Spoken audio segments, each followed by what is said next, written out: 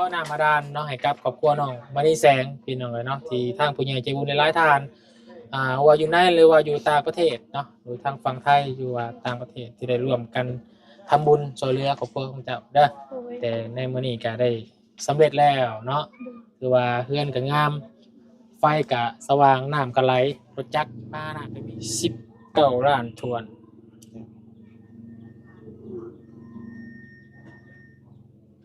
ทั้งสองเบาตูนแล้วก็เบาไล่แล้วก็เบาเพิงนำแล้วก็เบาบุญบรรปาเบาจันแล้วก็เบาเสียงหรือว่าเบาบ่อยลืมเบาลาวแล้วก็ทีมงานบรรจุทุกคนเนาะทีมงานหมดทุกคนนั่นแหละกับ FC ทุกๆคนแหละผู้ใหญ่ใจดีทุกๆซองที่สงสารเมตตาน้องให้มี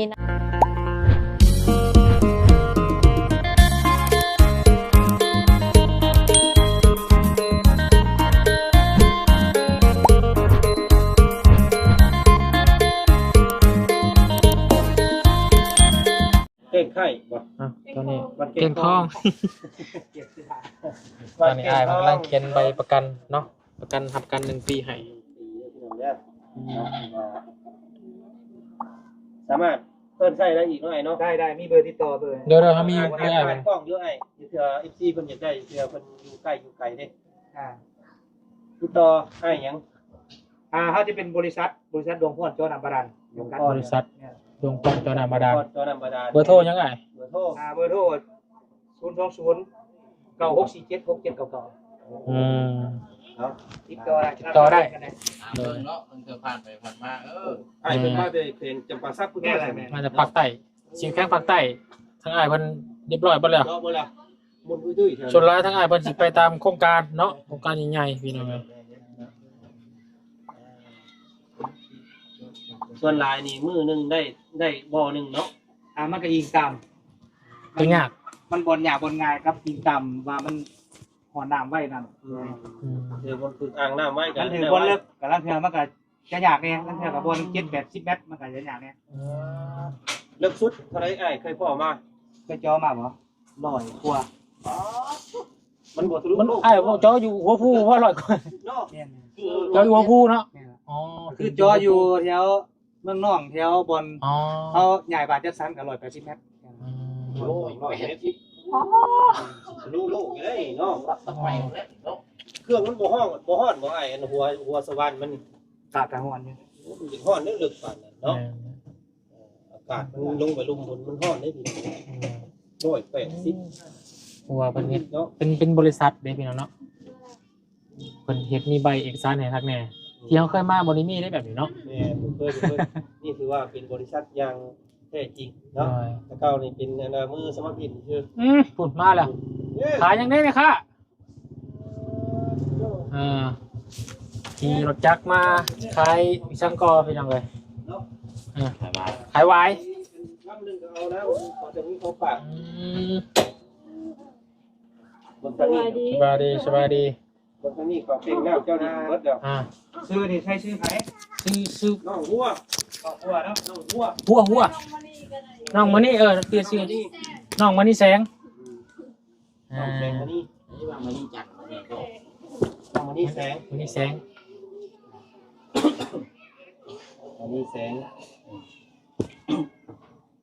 ผมเขียนใบประกันให้เพื่อนเลยนะเผื่อมีปัญหาในเมื่อไหร่เดี๋ยวติดต่อหาเพื่อนภายใน1 ปีก็มาถามว่าไปคือมันแสงขึ้นที่ไหนเนาะผมว่าทำประกันน้ำให้เจ้าเนี่ยเสียงว่าพอเนาะปั๊บเป็นปั๊บมาติ๊กเลย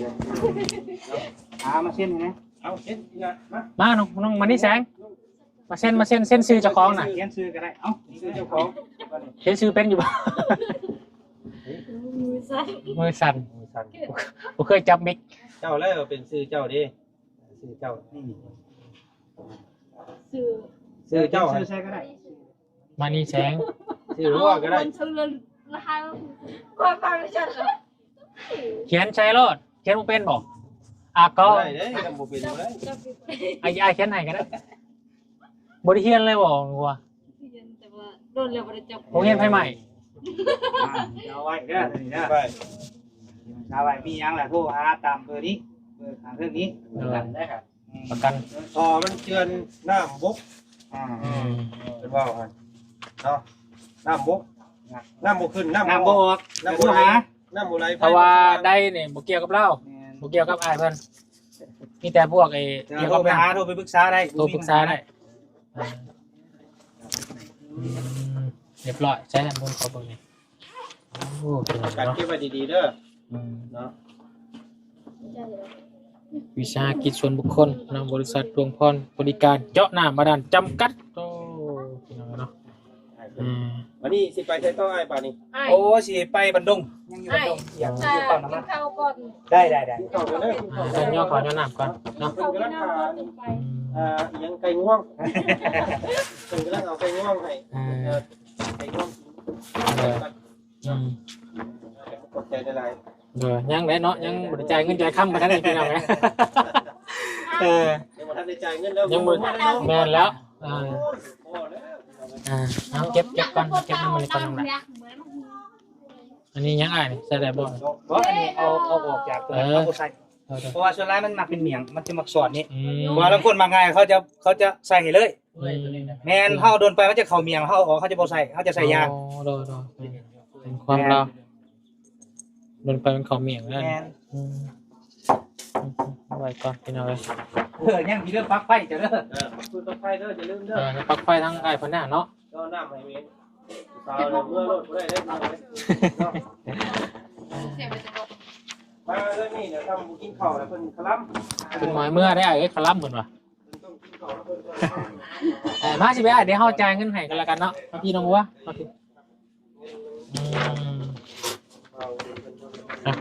น้องว่าพี่เซ็ตแล้วก็อันนี้ซื้อเจ้าบ่หาเงินใหม่เพิ่นได้บาทเท่าไรอ้ายก็19ล้านมีบ่ บ่มี เอาแล้วพี่ให้จะได้อ้ายบาทเนี่ยครับบ่คักพนักงานอยู่เอาซื้อไว้เนาะก็มีแต่ทางมาบุญเนาะก็แนะนำสะพานบุญพี่น้องเอ้ยก็สิได้จ่ายเงินค่าเจาะน้ำบาดาลเนาะให้กับครอบครัวน้องมณีแสงพี่น้องเอ้ยเนาะที่ทางผู้ใหญ่ใจบุญหลายๆท่านว่าอยู่ในหรือว่าอยู่ต่างประเทศเนาะหรือทางฝั่งไทยอยู่ว่าต่างประเทศที่ได้ร่วมกันทำบุญช่วยเหลือครอบครัวของเจ้าเด้อ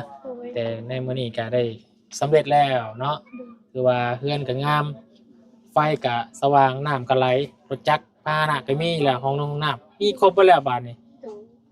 ยังแต่ขาดครูครองอันนี้เป็นเรื่องของส่วนบุคคลเนาะอันนี้ก็บ่สามารถที่จะแนะนำได้พี่น้อง นี่ก็เลยเป็นอนาคตเนาะของน้องเองพี่น้องเลยเนาะเดี๋ยวทางวุ้นสีจ่ายเป็นโอนเอาได้เด้อ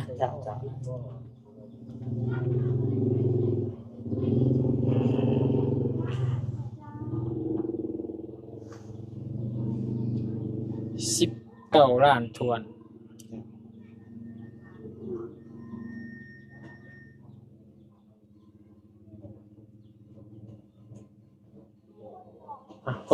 กดโอนโอ้โหโมไปชอบบานเนี่ยนายคักบานเนี่ยมาทั้งอื่นละนี่เนาะ9 ล้านทวนเอาไปเข้าแล้วเนาะโอเคขอบใจอะไรเด้อเนาะโอ้สุภาท้องเฮากะโชคดีอยู่เนาะที่ได้พ่อทั้งอ้ายนะในจอน้ำเลิกขนาดเขาเคยจอบ่เคยเลิกขนาดนี้มีแต่ประมาณ37 เมตรเนี่ยคนเลือกคนใดที่ผ่านมาอันนี้คือทั้งพอทั้งบริษัทอ้ายมานะกะหัวโชคดีอยู่เนาะทั้งน้องหัวและโชคดีพี่น้องเปิดได้24 ชั่วโมงอีกน้ำมีเบิดอีกเนาะแต่ว่าจังได๋ก็นี่แหละพี่น้องมียังมากอ่ะโทรหาเพิ่นประกัน1 ปีเนาะ แม่ละถึงว่าไกลกับบ่มีปัญหาโทรหาได้ โดยเอาจะได้ขอบใจหลายเด้อเนาะถ่ายข้าวกินน้ำก่อนจังเดินทางเนาะ กินข้าวกินน้ำก่อน น้องวันอุตส่าห์มียังให้ทางเพิ่นกิน เฮ็ดไก่ เห็ดไก่โอเคพี่น้องเนาะเอามีแต่เอกสารตัวนี้ให้น้องเก็บไว้ดีๆเด้อ โดย เดี๋ยวจะนอนกินข้าวกินน้ำแล้วจังพาน้องพาแม่แล้วก็จังมาขอบบุญคุณขอบใจทางคุณยายจิบุญเพิ่นอีกเทื่อนึงเนาะ โดย กินข้าวกินน้ำก่อนเนาะ โดย โอเคไปสักครู่พี่น้องเลย บ่ได้ก็สิว่าง านจะต้อง ว่าเป็นโรคเกาต์ อ๋อโดย ย่อข้าวย่อน้ำบาดนี้ ให้ทางให้อ้ายมากินมาเด้อจะคำ2 คำก็ยังดี มาเด้อ อ่า มากินน้ำเพื่อนผู้สาวเด้อ ผมขอบใจหลายมีหยังก็โทรหา โดยเด้ออ่า มาขึ้นมาได้มา ทั้งอ้ายเพิ่นกินบ่ได้ไกลแล้วบ่ เอามีได้ให้ทั้งนี้กินแทนบ่เป็นหยัง แทนไอ้เพิ่นเนี่ย อ่า ไอ้เพิ่น เอาสูงไป กำลังไกล อ่า ไว้กูมู อ่า ไหวอยากบอกลองมาบอกอันนึงมาทุบๆจ้ำเจียวไม่เคยกินบ่ เอาขึ้นน้องจันเจ้าของเฮือนเลยเจ้าของเฮือนขึ้นเจ้าของเฮือนเจ้าของซ่านเลย น้องมุก กินน้ำกัน ไปจะกินกันได้คนหิวกันได้ เนาะอยู่กันได้พี่น้องเลยเอาเสียงกันแล้ว เมื่อแล้ว เราพาไปเวียกอยู่มาตูแม่มา มาเด้อ ในหน้ามันเข้าลงวันแล้วอ่ะ ล้างมือก่อนเข้าไป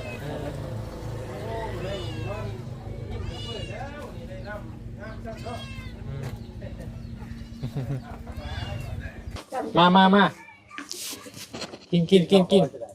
ะได้วิ่ง จะได้ จะได้วิ่ง จะได้เงียบๆบ่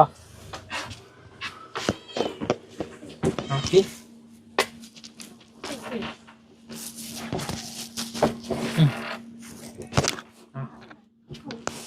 เตียงหักซะเนาะมาหรอก ผ่านกัน เด้อพี่น้องเด้อกินข้าวทำกันเด้อยิปซี่ กินข้าว ข่าวก่อนเดินทางก่อนกลับบ้านไอ้มันเรากินเมื่อไหร่เรากินไก่เมื่อไหร่กิน ปวดแม่กินข้าวยัง ได้นะตั้งกันมา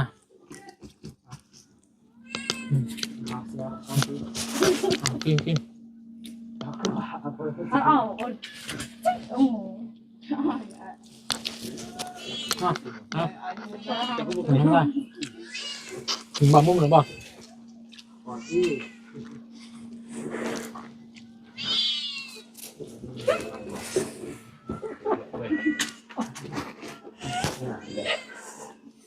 กินได้อายผู้สาวเด้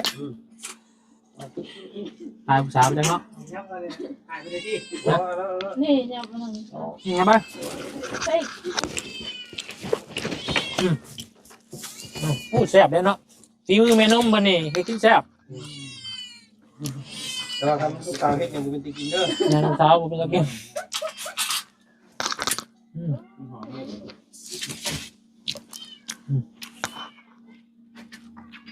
เดี๋ยวไปเข้าไปยาตะกี้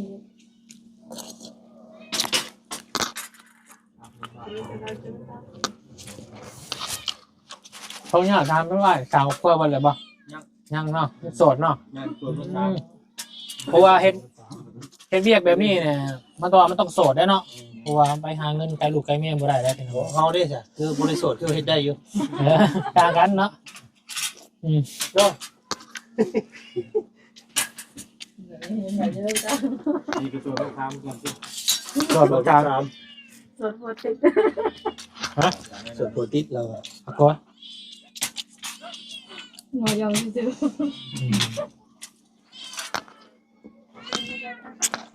อยู่กล้องแล้วฮะอยู่กล้องแล้ว อ๋อ4 คน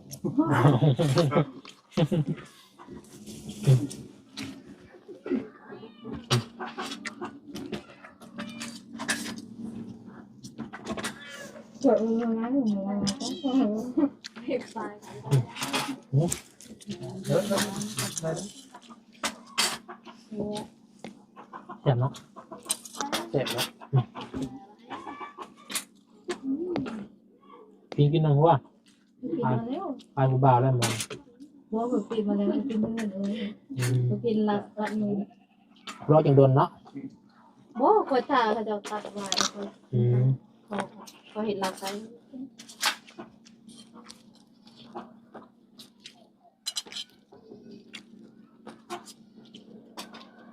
โมจุ่มเฮากับลงเพิ่นอยู่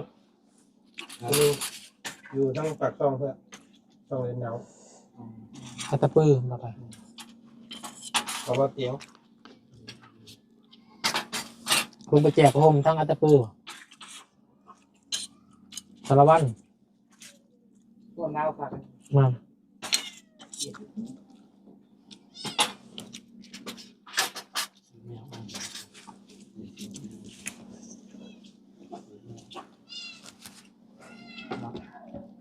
ไม่ว่าจะเหมือนจะมีนะได้ได้ไหม ยังหัวอาอุบาบอก บ่ไม่ได้อ่านไ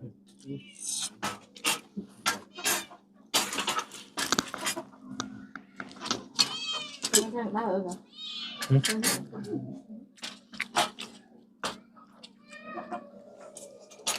เขาจะเล่าต้องเดินทางเหรอวะ ไม่ได้หรอก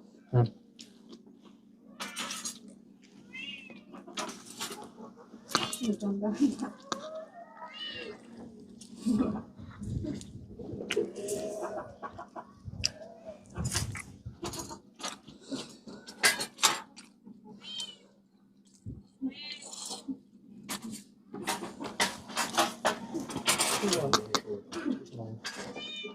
ขับกันป่ะ ทั้งวันอ่ะ ขอบใจเลยเด้อไปก็ได้ เลยใจขอบใจ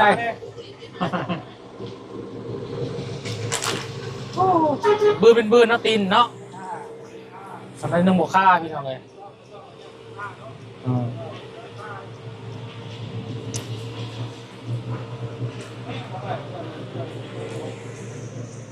ประมาณข้าวอะไร ตะกี้ก็ตกอยู่ประมาณ3 ล้านกว่าบาท 3 ล้านกว่าบาท อ๋อเครื่องไงนะ แม่นวัตถุ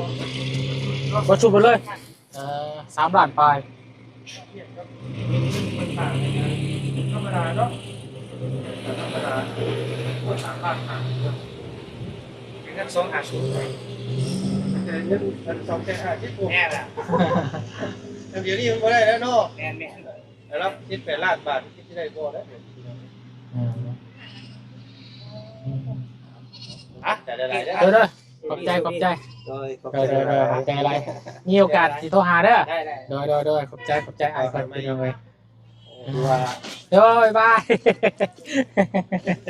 โอ้ยเพิ่นบ่ค่อยเข้ากล้องพี่น้อง ย่านใช่น้องหัวเนาะใช้เห็นน้ำไหลไปหอดใช้แหละเบิ่งเพิ่งค่ะโอ้ท่วมคอกไก่แล้วปะจักอ๋อเห็นนมน้ำท่วมคอกไก่แล้วเนี่ยน้ำท่วมคอกไก่แล้วใส่เบิ่งมันใส่แล้วบ่มีแต่ขุดคลองไว้เด้อน้องหัวเด้อ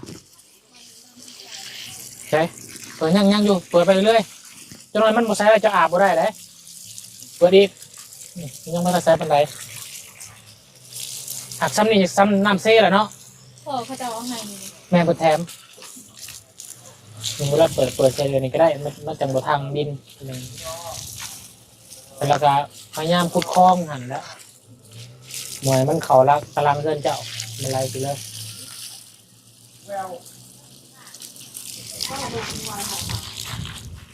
ยังบ่ใส่ปันไดพี่น้องเลยเนาะต่อยเล็กน้อยโอ้ยได้น้ำมาบรรยากาศหนาวแล้วบนอาบด้วยเนาะเนาะไม่นุ่มเนาะ ถ้าดำช้าจะไปตรงอะไรอ่อนช้ามันก็ว่ามั้ง เป็นว่าคือว่า เขาจะเล่นในชู้นะไทยคือ ตั้งแต่ทางสายเจาะเฮานี่ติดตั้งแล้วนี่ เปิดมานี่ประมาณเกือบ40 นาทีเลยนะสิเข้าชั่วโมงแล้วพี่น้องเอ้ยเนาะปกติในคือทั่วไปได้อยู่บ้านบุญเปิดประมาณชั่วโมงนึงถึงเบิดแล้วนะอันนี้50 เมตรเด้อหัวเด้อลงไป50 เมตรแล้วก็เพิ่นใส่ท่อกันเจือนนี่20 เมตรลงไป20 เมตรกี่ลุงจะบอกว่าให้ใส่จัก2 เมตรบ่แม่น20 เมตรเพิ่นใส่ให้เนาะว่านี่เพิ่นเป็นเฮ็ดเป็นบริษัทใหญ่เลยเพิ่นต้องมีประกันให้เฮาอีกแล้วก็เพิ่นบ่เฮ็ดโลยเลยเนาะมันนี่เสียชื่อเสียงบริษัทเพิ่นคือว่าโอเคเป็นจังไดเนาะยังแห้งคือเก่าอยู่เป็นจังไดโอ้ล้างรถสะดวกสบายบ่ขาดแล้ว50 เมตรพุ่นเนาะลองเบิ่งขาดน้ำขาดอยู่บ่ โอเคใน50 เมตรพี่น้องเอ้ยลองเบิ่งคือว่านี่เดือน12เนาะเดือน12เดือน1เดือน2เดือน3เดือน4ในช่วงนั้นแหละมันเป็นฤดูแล้งน้ำมันสิฮู้ว่าน้ำสิพอดูพอในประมาณเดือน3เดือน4ถ้าว่าจังได้ก็จะแลเบอร์แล้วก็บินเก็บไว้ดีเด้อเพื่อมันน้ำบ่ไหลหรือว่าน้ำมันเบิดโทรหาเพิ่นมาแก้ให้เก็บไว้ดีเอากินไว้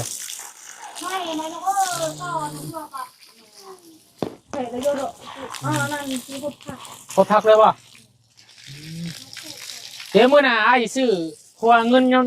งบประมาณยังเหลือล้านหนึ่งพี่น้องเอ้ยสิซื้อทอมาให้ตื่มเด้อเจ้าน้องว่าซื้อทอมาให้ตื่ม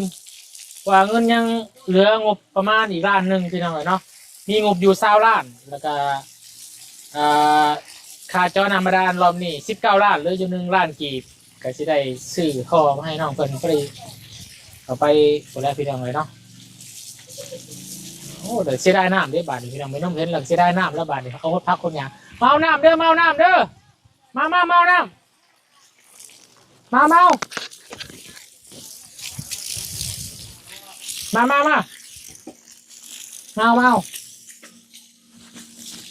เอา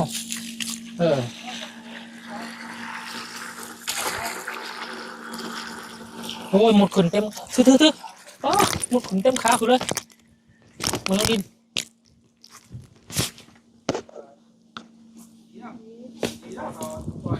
แบ่งกันแบ่งให้ทั้งปลาลุงมาเอาโรเดอร์น้ำเด้อเดี๋ยวก็เป็นทีมมาลาได้เอาไปคนพักคนหยาได้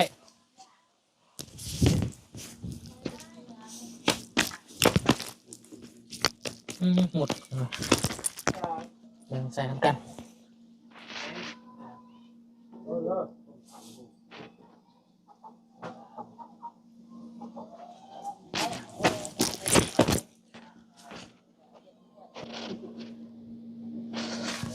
เอาใส่น้ำกันพี่น้องเอ้ยป่าลุงเอาหาไปบ้าบันแล้วก็บริหารมันไล่พี่กับทีมกระสวนก็ได้น้ำมันไล่ลงไปกูเลยเอาลงสวน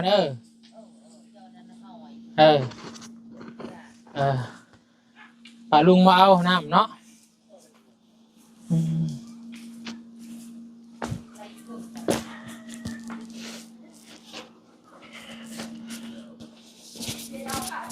20,000เด้อ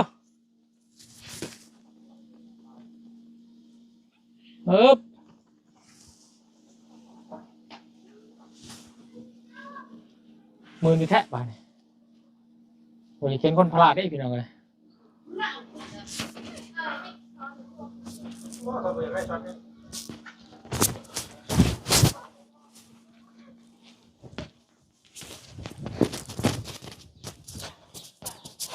แบบนั้นโคตรพัก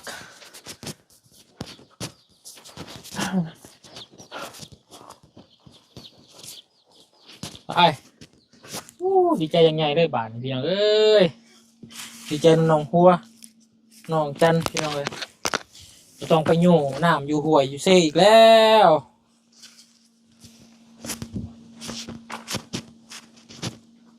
ฮึบ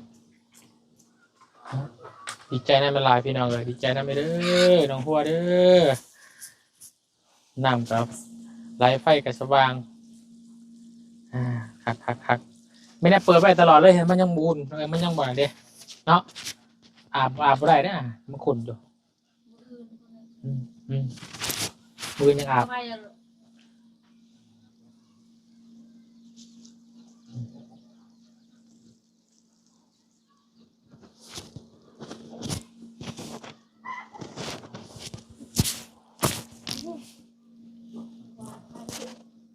กินข้าวอิ่มแล้วเปล่า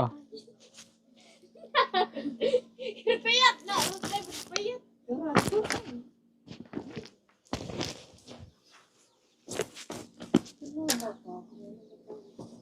พี่เงยกับเต็กละไปเดี๋ยวไปเต็กเราไม่ตาก็อะไรอะ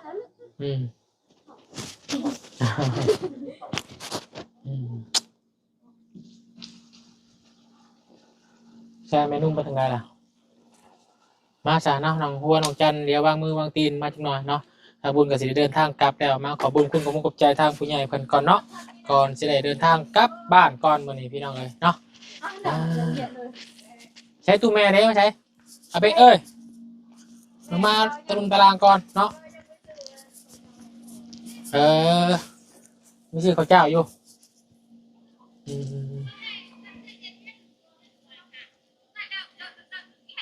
มาเอาพี่น้องเนาะ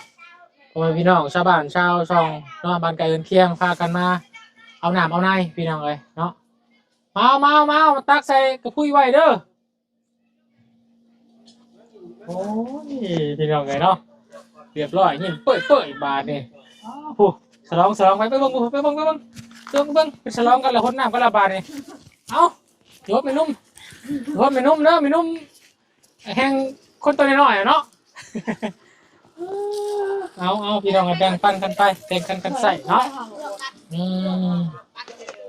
ใช่เนาะขออนุญาตแม่พี่น้องเนาะทางน้องครัวน้องน้องครัวน้องจันแม่เนาะขออนุญาตมันแม่พี่มาน้องจันแต่ย้ำอยู่นะย้ำพี่มาเสริมกล่องเนาะเอาคือว่าเรียบร้อยเนาะภารกิจของอ้ายก็เกือบจะสำเร็จเลยได้เนาะที่กับครอบครัวน้องๆแล้วทั้งเมนุ่มและแม่เด้อก็ใกล้ที่100%แล้วพี่น้องเนาะในการเป็นสะพานบุญแล้วก็ซอยเรือครอบครัวเมนุ่มน้องมานี่แสงน้องจันมานี่พี่น้องเลยเนาะทางผู้ใหญ่ใจดีเพิ่นก็ได้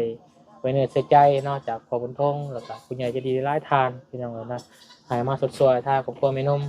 ก็จะได้100%แล้วยังอีกน้อยนึงพี่น้องเลยเนาะตอนนี้ได้90แล้วพี่น้อง90%เนาะเจ้าน้ำก็แล้วยังขาดแต่ชื่อพอเนาะแล้วก็ถั่วยังกระมังยังมาเพิ่มเติมเพราะว่างบจอหน้า20 ล้านเรือน้ำจ่ายไปแล้ว19 ล้านเรือยัง1 ล้านเนาะแล้วบุญก็จะไปซื้อซ้ายแล้วมันยาวๆจะหอดสวนเดี๋ยวเลยหอดห้องน้ำเลยเวลาเป่งมันจังเป่งกับห้องน้ำง่ายมันสบายกว่าเนาะและเนาะทั้งหมดทั้งมวลนี่ก็บ่ให้ทางน้องว่าลืมแม่ลืมน้องจันไม่ลืมไปบ่ได้คือทางผู้ใหญ่ใจบุญแต่ละทานเนาะโดยเฉพาะทางพ่อบุญทงกันพี่น้องเนาะแล้วก็ทางน้ำนี่ก็ทางช่องเบาไร่ช่องเบาตูนเนาะแล้วก็ทางลุงจันบ่สุขทุกคนแหละพี่น้องเนาะขอให้ทางน้องหัวเนาะตั้งใจเนาะ